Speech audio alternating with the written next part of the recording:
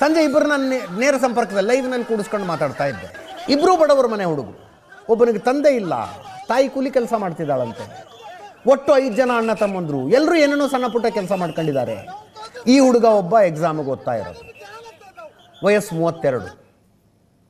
22ರಿಂದ 32, 35 ಅನ್ನುವಂಥದ್ದು ಒಬ್ಬ ಮನುಷ್ಯನ ಬದುಕಿನಲ್ಲಿ ದುಡಿಯಬಹುದಾದ ಅತ್ಯಂತ ಪ್ರೈಮ್ ಏಜ್. ಅದು ದುಡಿಯುವ ಕ್ಷಮತೆ ಆತನಲ್ಲಿ ಅತಿ ಹೆಚ್ಚಿರುತ್ತೆ.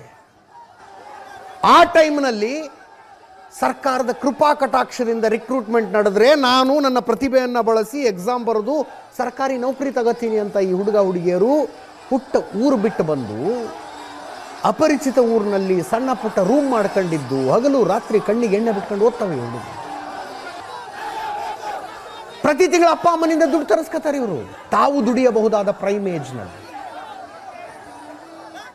ತಂದೆ ತಾಯಿಗೆ ದುಡ್ಡು ತರಿಸ್ಕೊಳ್ಳೋದಕ್ಕಾಗೋದಿಲ್ಲ, ಸ್ವಾಭಿಮಾನ ಅಡ್ಡ ಬರುತ್ತೆ, ಅಥವಾ ಮನೆಯಲ್ಲಿ ಬಡತನ ಅಷ್ಟರ ಮಟ್ಟಿಗಿದೆ ಅಂದರೆ ಬಾರ್ ಆ್ಯಂಡ್ ರೆಸ್ಟೋರೆಂಟ್ಗಳಲ್ಲಿ ಸಾಯಂಕಾಲ ಕೆಲಸಕ್ಕೆ ಹೋಗ್ತಾರೆ.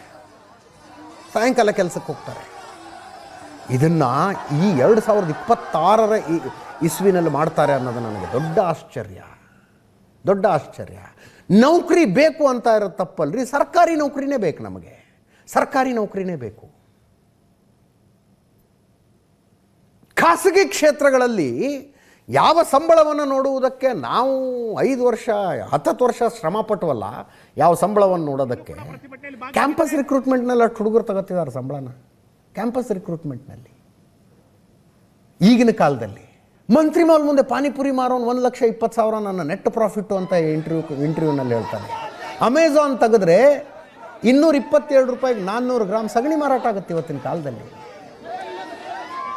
ಈ ಕಾಲಘಟ್ಟದಲ್ಲಿ, ಕಾಂಪಿಟೇಟಿವ್ ಕಾಲಘಟ್ಟದಲ್ಲಿ ಬದುಕ್ತಾ ಇರುವ ಸಂದರ್ಭದಲ್ಲಿ ಸರ್ಕಾರಿ ನೌಕರಿ ಬೇಕು ಅನ್ನುವ ಕಾರಣಕ್ಕೆ ತಮ್ಮ ದುಡಿಯಬಹುದಾದ ಪ್ರೈಮ್ ಏಜ್ನಲ್ಲಿ 4 ವರ್ಷ 6 ವರ್ಷ 8 ವರ್ಷ ತಂದೆ ತಾಯಿಗೂ ಭಾರಾಗಿ ಇವರು ಸರ್ಕಾರಿ ನೌಕರಿಗೋಸ್ಕರ ಎಕ್ಸಾಮಿಗೆ ಪ್ರಿಪೇರ್ ಆಗ್ತಿದ್ರಲ್ಲ.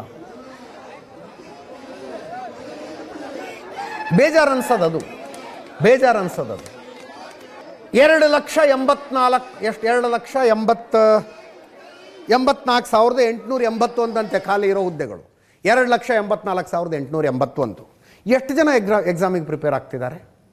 ಈಗ ನಾಳೆ ಸರ್ಕಾರ ರಿಕ್ರೂಟ್ಮೆಂಟಿಗೆ ಕಾಲ್ ಫಾರ್ ಮಾಡ್ತು ಅಂತ ಇಟ್ಕೊಳ್ಳಿ. ಈ ಪ್ರತಿಭಟನೆಯಲ್ಲಿ ಭಾಗವಹಿಸಿದವರು ಎಲ್ರಿಗೂ ನೌಕರಿ ಸಿಗುತ್ತಾ? ನೋ. ಇವರಲ್ಲಿ ಎಷ್ಟು % ಜನರಿಗೆ ನೌಕರಿ ಸಿಗುತ್ತೆ? ಇವರಲ್ಲಿ ಎಷ್ಟು % ಜನರಿಗೆ ನೌಕರಿ ಸಿಗುತ್ತೆ? ಬೆಟ್ಟು ಕಟ್ಟಿ ಹೇಳ್ತೀನಿ ರೀ, 5%ಗಿಂತ ಜಾಸ್ತಿ ಇಲ್ಲ, ನೌಕರಿಗಳು ಸಿಗೋದಿಲ್ಲ.